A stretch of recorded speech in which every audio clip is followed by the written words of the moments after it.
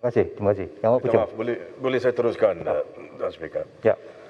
Tuan Speaker, kalau kita lihat kepada aturan urusan mesyuarat yang ada di setiap meja, setiap ahli parlimen, yang cukup jelas, Tuan Speaker, adalah bahawa di dalam aturan ataupun apa yang akan berlaku dalam 4 hari, hari ini sehingga hari Khamis, kemudian depan, tidak ada sebarang undian yang akan diambil.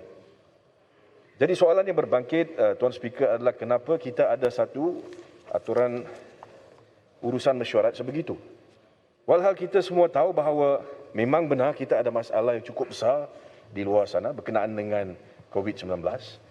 Dan saya rasa soal berkaitan dengan sama ataupun tidak, kerajaan yang ada hari ini telah pun berjaya untuk mendali ataupun mengatasi masalah ini adalah satu perkara yang perlu diputuskan melalui undi dalam Dewan Rakyat ini.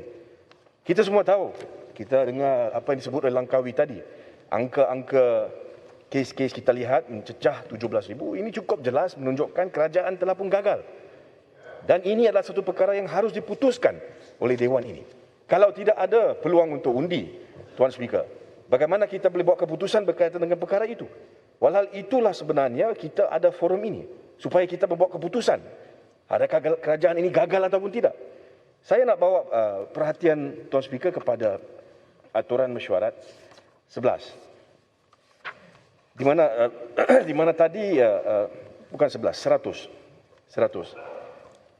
Aturan mesyuarat 100 jelas memberikan Tuan Speaker kuasa untuk membuat peruntukan bagi perkara-perkara yang tidak dinyatakan secara spesifik di dalam peraturan mesyuarat. Saya baca 100. Semua perkara yang tidak disyaratkan terang-terang dalam peraturan-peraturan ini dan semua perkara berkenaan dengan menjalankan peraturan ini pada perkara satu persatunya hendaklah diaturkan menurut cara yang tidak berlawanan dengan peraturan-peraturan ini, sebagaimana yang diperintahkan oleh Tuan Ketua dari satu masa ke satu masa. Saya lihat tadi Tuan Speaker ada menyatakan bahawa Tuan Speaker memberikan ruang untuk soal-soal ditanya dan juga hujahan-hujahan dibuat. Tetapi Tuan Speaker, kenapa berhenti di situ? Kalau Tuan Speaker pakai budi bicara di bawah aturan-aturan ini untuk membenarkan kita ini menyuarakan pendapat dan juga untuk berhujah, kenapa tidak diberikan ruang kepada kita juga untuk membuat keputusan melalui Dewan ini, ya, di mana kita ambil undi, satu keputusan dibuat berkenaan dengan apa berlaku. Saya rasa itu adalah apa yang kita perlukan. Kalau benar kerajaan ini telah pun gagal, saya rasa masa sudah sampai untuk Perdana Menteri meletak jawatan. Dan untuk perkara itu kita perlukan forum untuk buat undi. Kalau Dewan ini bersidang untuk 5 hari tapi tidak ada peluang untuk ambil undi, adakah itu menunjukkan bahawa Dewan ini tidak berani untuk membuat keputusan berkenaan dengan kerajaan yang ada masa sekarang? Kedua, Tuan Speaker, perkara berkenaan dengan kehadiran ahli-ahli di dalam Dewan ini. Saya faham, Tuan Speaker, bila kita bincang berkenaan dengan isu COVID ini, itu masalah yang serius, kita semua tahu. Tapi dalam masalah sama, Tuan Speaker, saya nak tanya, di manakah dalam peruntukan standing orders ataupun peraturan mesyuarat dibenarkan supaya Tuan Speaker membuat keputusan menghadkan jumlah ahli parlimen hadir dalam Dewan ini? Kalau kita hadkan, maka kalau ada satu pengundian diambil atau satu keputusan yang perlu dibuat, itu akan membawa masalah.